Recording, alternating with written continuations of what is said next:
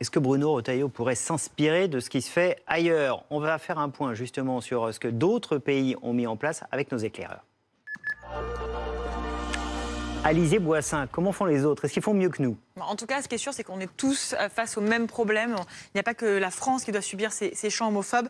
Mais si on regarde un petit peu chez nos voisins européens, d'abord du côté de l'Allemagne, la lutte contre l'homophobie dans les stades, elle connaît un virage en 2014. En 2014, ce joueur de l'équipe nationale, Thomas Hitzberger, révèle son homosexualité. Et une annonce qui est précédée un an plus tôt d'une convention entre les clubs de foot et les associations pour lutter contre les discriminations dans les stades. Depuis, l'Allemagne, elle a pris plusieurs mesures de sensibilisation. Elle vise notamment le dialogue entre les clubs, les associations pour promouvoir la tolérance à l'aide de vidéos, de modules de formation, je vous le disais, donc par exemple pour les entraîneurs et les supporters. Aux Pays-Bas maintenant, alors les Pays-Bas ils sont connus pour avoir plus de tolérance. Pour rappel, c'est le premier pays au monde à légaliser le mariage homosexuel. Au début des années 2000, pourtant, le championnat de première division est marqué par des débordements de toutes sortes, des cris, des chants homophobes, des banderoles. La fédération tape du poing sur la table et décide de prendre le sujet très au sérieux. La fédération décide d'installer des caméras dans les stades pour identifier les auteurs des chants et des insultes homophobes et donc de les faire arrêter. Les insultes, c'est vrai, n'ont pas totalement disparu, mais d'après les supporters néerlandais, l'ambiance dans les stades est depuis meilleure. Et puis, il y a l'Angleterre. L'Angleterre qui est le pays à la pointe de la lutte contre les discriminations. Le football britannique a pris les premières mesures contre l'homophobie dès les années 90. Et en 2013, ils mettent en place une application, Kick It Out, qui est créée. Le but, c'est de permettre de signaler un comportement raciste ou homophobe dans un stade ou aux alentours. Ça n'empêche pas évidemment la justice de prendre le relais. En 2019, par exemple, un fan de Chelsea est condamné pour des propos homophobes dans le club. Et donc, il est condamné à une amende d'environ 1 200 € et il est interdit de stade pendant 3 ans. La spécificité de l'Angleterre, c'est aussi ces clubs de supporters LGBT qui permettent donc une meilleure ambiance dans les stades. Mais il y a encore beaucoup de chemin à faire. Pour rappel, il y a très peu de joueurs professionnels, vous le disiez, qui osent faire leur coming out aujourd'hui. Merci beaucoup, Alizé, pour toutes ces explications. Johan Lemaire, est-ce que nos voisins font mieux que nous ou pas?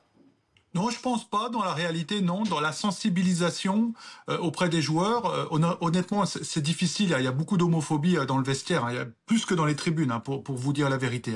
Parce que dans la tribune, ils disent que c'est le folklore. Il y a des homos avec nous qui chantent comme nous. Donc, on n'a pas de problème avec ça. C'est juste une culture, même si c'est de l'homophobie, on est d'accord. Par contre, dans le vestiaire, les traditions, les religions, les cultures, le virilisme, on veut pas se laver avec un homo, ça, on en souffre beaucoup et c'est vraiment difficile.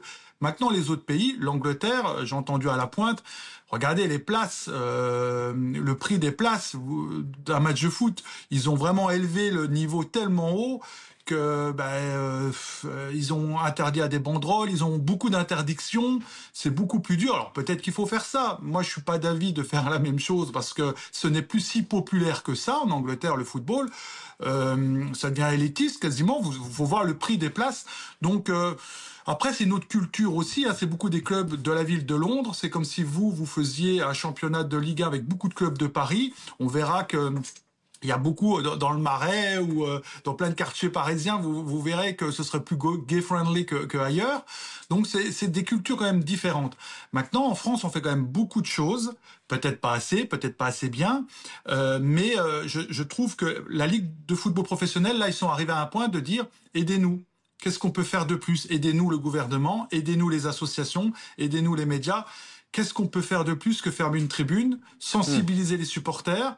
Vous savez, nous étions à Reims il y a 2 jours, voir les ultras, les supporters de Reims, du stade de Reims. Ça s'est très bien passé. Et on a eu des beaux témoignages. On n'est pas d'accord sur tout, mais il y a des échanges cordiaux et on avance. Et il y a de moins en moins de chambres chez eux. Donc voilà, il faut vraiment que les clubs, comme Paris, qui a un rôle d'exemplarité, et à mes yeux, c'est surtout là qu'il faut voir, c'est que le club n'a pas vraiment fait ce qu'il fallait sur cette thématique-là. Et on verra si cette réunion cet après-midi autour de Bruno Retailleau permet de faire émerger des nouvelles décisions et de faire changer un peu les choses.